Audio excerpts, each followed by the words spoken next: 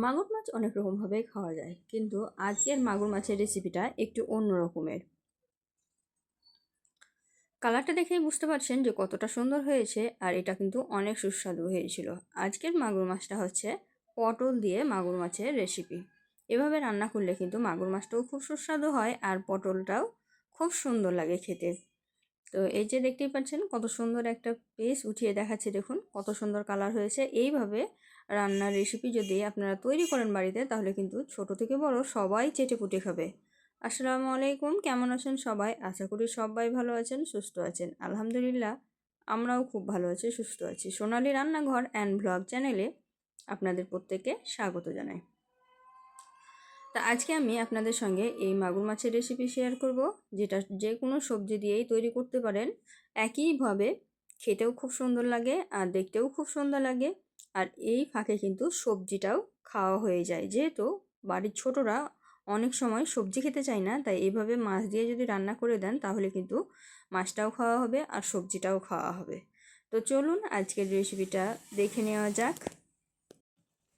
রেসিপিটা তৈরি করার জন্য প্রথমে আমি নিয়েছি মাগুরের মাছ। মাগুরের মাছটা কিন্তু অনেক বড় সাইজের আছে। মাগুর মাছটা ধুয়ে কেটে পরিষ্কার করে নিয়েছি। আমি লবণ আর হলুদ মাখিয়ে 1 ঘন্টা মতো রেখেছিলাম, তারপরে ভালোভাবে ধুয়ে নিয়েছি। এইভাবে পরিষ্কার করলে মাগুর মাছের যে একটা পিলপিলা ভাব থাকে সেইটা থাকে না, সমস্ত ময়লা কিন্তু চলে যায়। তাই এখন দেখতেই পাচ্ছেন হলুদ হলুদ হয়ে আছে। মাগুর মাছটা ভাজার জন্য আমি কড়াইয়ে তেল দিয়ে দিচ্ছি। আর এখানে কিন্তু মাগুর মাছে আমি আর হলুদ বা লবণ মাখাবো না, কারণ হচ্ছে হলুদ লবণ মাখিয়ে রেখেছিলাম, তাই এক্সট্রা করে আর মাখাবো না, একদম মশলাই দিয়ে দিব। তো দেখতেই পাচ্ছেন এখানে কড়াইয়ে আমি তেল দিয়ে দিলাম বেশ কিছুটা পরিমাণে। এখানে আমি সাদা তেল দিয়ে রান্না করছি, আপনারা চাইলে সরষের তেল দিয়েই করে নেবেন। তো এখন আমি একে একে মাছগুলো দিয়ে দিব। যেহেতু আমি আর হলুদ লবণ মাখাবো না, তাই এমনি মাখিয়ে ভেজে নেব। একে একে মাছগুলো আমি দিয়ে দিব। দিয়ে আমি কিন্তু এটাকে আঁচটাকে বাড়িয়ে ঢাকা দিয়ে দিব। ঢাকা দিয়ে মাছ ভাজলে কিন্তু একটিও ছিটে না, তাই পুড়ে যাওয়ার ভয় থাকে না। আর ঢাকা দিয়ে ভাজা করলে কিন্তু খুব সুন্দর ভাজা হয়। তো এই যে আমি ঢাকা দিয়ে রেখেছিলাম, আঁচটাকে এখন কমিয়ে ঢাকাটা নামিয়ে দিয়েছি। তারপরে এখন মাগুর মাছটাকে আমি অফ ক্যামেরায় উল্টিয়ে দিয়েছি। তো উল্টিয়ে পাল্টিয়ে ভালোভাবে মাছটাকে আমি ভেজে নিয়েছি। এখন আমি মাছটাকে তুলে নেব। মাছটা কিন্তু আমি দেখুন তুলে নিচ্ছি। এই যে মাছটা তুলে নিলাম, তুলে একটা বাটির মধ্যে রেখে দিচ্ছি। তো একইভাবে সবগুলো মাছ কিন্তু তুলে একটা বাটির মধ্যে আমি রেখে দিচ্ছি। দেখুন কত সুন্দর ভাজা হয়েছে।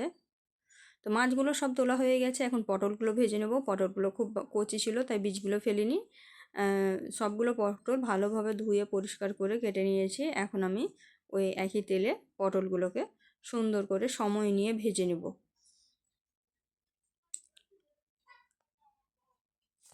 পটলটাকে আমি সুন্দর করে ভেজে নিয়েছি। পটলগুলো ভাজার সময় আমি হালকা করে হলুদ আর একটু লবণ দিয়ে দিয়েছি, এতে করে পটলের কালারটা সুন্দর হবে ভাজার পরে, তার জন্য। তো এই যে পটলগুলো আমার ভাজা কমপ্লিট হয়ে গেছে। এখন আমি পটলগুলোকে তুলে একটা প্লেটের মধ্যে নিয়ে নেব। তো এই যে দেখতেই পাচ্ছেন পটলগুলো আমি একে একে তুলে নিচ্ছি।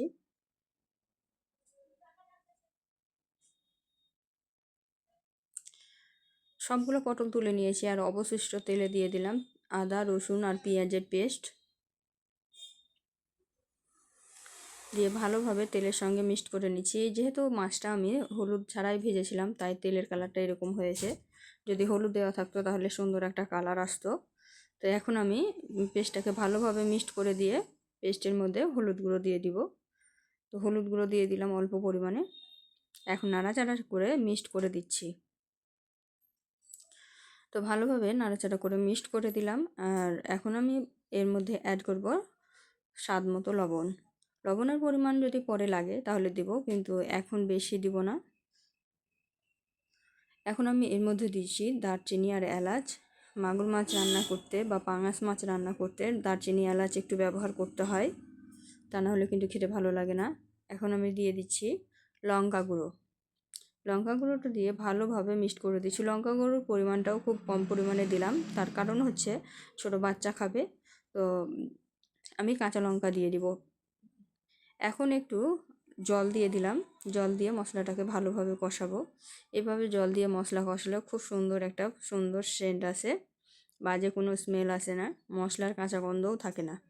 এখন দিয়ে দিলাম জিরা ধনিয়ার পাউডার।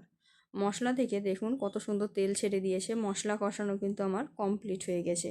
এখন এই মশলার মধ্যে দিয়ে দিব আগে থেকে ভেজে তুলে রাখা পটলটা দিয়ে দিলাম। এখন আমি এটাকে একটু কষিয়ে নেব। পটল দেওয়ার পরে সামান্য একটু কষিয়ে নিলাম। এখন আমি এর মধ্যে মাছটাও অ্যাড করে দেবো। যেহেতু পটল ভাজা আছে তাই খুব বেশি সিদ্ধ করতে হবে না, আর মাছও ভাজা আছে তাই দুটোকে একসঙ্গে আমি একটু কষিয়ে নিলাম। মাছটাকে আমি সুন্দরভাবে কষিয়ে নেব। মাছটা হালকা হাতে কষাবেন, তা না হলে কিন্তু ভেঙে যেতে পারে। আবার চাইলে জলটাকে ফুটিয়েও দিয়ে দিতে পারেন। তো আমাকে মাছটা কষিয়ে রান্না করতে বেশি ভালো লাগে, তার জন্য আমি বেশিরভাগ সময় কষিয়েই রান্না করি।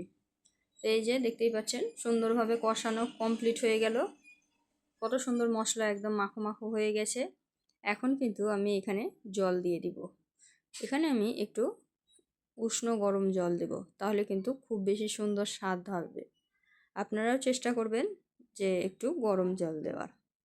তো এই যে সুন্দরভাবে গুছিয়ে নিলাম, মাছটা সুন্দরভাবে কষানো হয়ে গেছে। দেখুন কত সুন্দর পাশে তেল ছেড়ে দিয়েছে।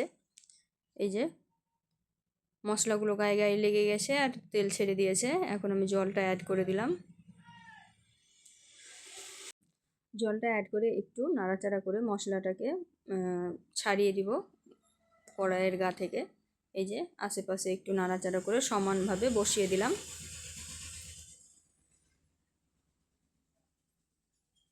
এখন কিন্তু আমি এটাকে ঢাকা দিয়ে 3 মিনিট মতো রেখে দেব। 3 মিনিট মতো রেখে দিলেই কিন্তু এটা রান্না হয়ে যাবে, কারণ পটলও সিদ্ধ করা মানে ভাজা আছে, মাছও ভাজা আছে, তাই খুব বেশি সময় লাগবে না। তো এই যে সুন্দরভাবে গোছানো কমপ্লিট হয়ে গেল। এখন আমি এটাকে ঢাকা দিয়ে দিব। ঢাকা দিয়ে 3 মিনিট পরে দেখাচ্ছি। 3 মিনিট পর দেখুন কত সুন্দর সিদ্ধ হয়ে গেছে, অনেকটা জল কমে গেছে। এখন আমি এর মধ্যে দিয়ে দিব ধনিয়া পাতা কুচি। ওপর থেকে একটু ধনিয়া পাতা কুচি দিলে এর স্বাদটা দ্বিগুণ বেড়ে যায়, তাই অবশ্যই দেওয়ার চেষ্টা করবেন। দিয়ে দেব 4টা লঙ্কা, গোটা অবস্থায় দিলাম। যেহেতু বাচ্চারা খাবে তাই যাতে লঙ্কা তাদের ভাগে না পড়ে, তাই গোটা অবস্থায় দিয়ে দিলাম। দিয়ে কিছুক্ষণের জন্য হালকা আঁচে ঢেকে রেখেছিলাম। দেখুন কত সুন্দর রান্না হয়েছে, কালারটা কত সুন্দর হয়েছে, আর ধনিয়া পাতার একদম সবুজ হয়ে আছে, ফ্লেভারটাও মিশে গেছে। এখন গ্যাসের আঁচটাকে বন্ধ করে এটাকে রেস্টে রেখে দেবো। গরম গরম অবস্থায় খেতে যাবেন না, গরম গরম অবস্থায় খেলে কিন্তু অতটা ভালো লাগবে না। একটু হালকা কুসুম গরম থাকবে তখন খাবেন, বেশি সুন্দর লাগবে। তো এই যে আমি ঢাকা দিয়ে রেখে দিয়েছিলাম, দেখুন কালারটা কত সুন্দর এসেছে, দেখেই জিভে জল চলে আসছে। কালারটা যত সুন্দর হয়েছিল খেতে কিন্তু তার থেকেও বেশি সুন্দর হয়েছিল, তাই একবার হলেও এভাবে তৈরি করার রিকোয়েস্ট থাকলো। ভিডিওটা কোথা থেকে দেখছেন একটু কমেন্টে জানাবেন, আর ভিডিওটা এতক্ষণ পর্যন্ত দেখার জন্য অসংখ্য অসংখ্য ধন্যবাদ। কী ধরনের ভিডিও আমার কাছ থেকে দেখতে চান সেটাও কিন্তু কমেন্টে জানাতে ভুলবেন না। তো এই যে আমি এখন পরিবেশন করে দেখাবো, দেখুন কত সুন্দর হয়েছে। এই যে আমি ডাইরেক্ট ভাত নিয়ে নিয়েছি, ভাতের উপরেই পরিবেশন করে দেখাবো।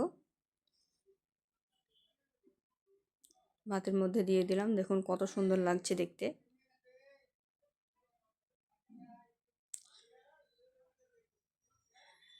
তো এই রকমের রেসিপিগুলো আরও নিত্য নতুন রেসিপি, সব রকম রেসিপি পেতে আমার চ্যানেলটিকে অবশ্যই সাবস্ক্রাইব করবেন। যদি আমার চ্যানেলে প্রথমবার এসে থাকেন আমার চ্যানেলটিকে সাবস্ক্রাইব করে পাশে থাকা বেল আইকনটিকে প্রেস করে দিবেন। আর ভিডিওটা আজকের কেমন লাগলো অবশ্যই কমেন্টে জানাবেন, আর যদি ভালো লেগে থাকে লাইক শেয়ার কমেন্ট করতে ভুলবেন না। তা আজকের ভিডিওটা কিন্তু এই পর্যন্ত, দেখা হবে এই ধরনেরই আরও নিত্য নতুন রেসিপি নিয়ে পরবর্তী ভিডিওতে। তো ততক্ষণ সবাই ভালো থাকবেন, সুস্থ থাকবেন, আর আমার জন্য একটু বেশি বেশি দোয়া করবেন। পটলটা দেখলেন কতটা সুন্দর সিদ্ধ হয়েছে, মাছটাও কিন্তু অনেক সুন্দর হয়েছে। এই যে আমি একটু ভেঙে দেখাচ্ছি, দেখুন।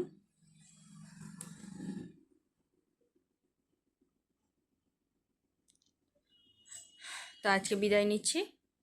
সবাই ভালো থাকবেন, সুস্থ থাকবেন। খোদা হাফিজ।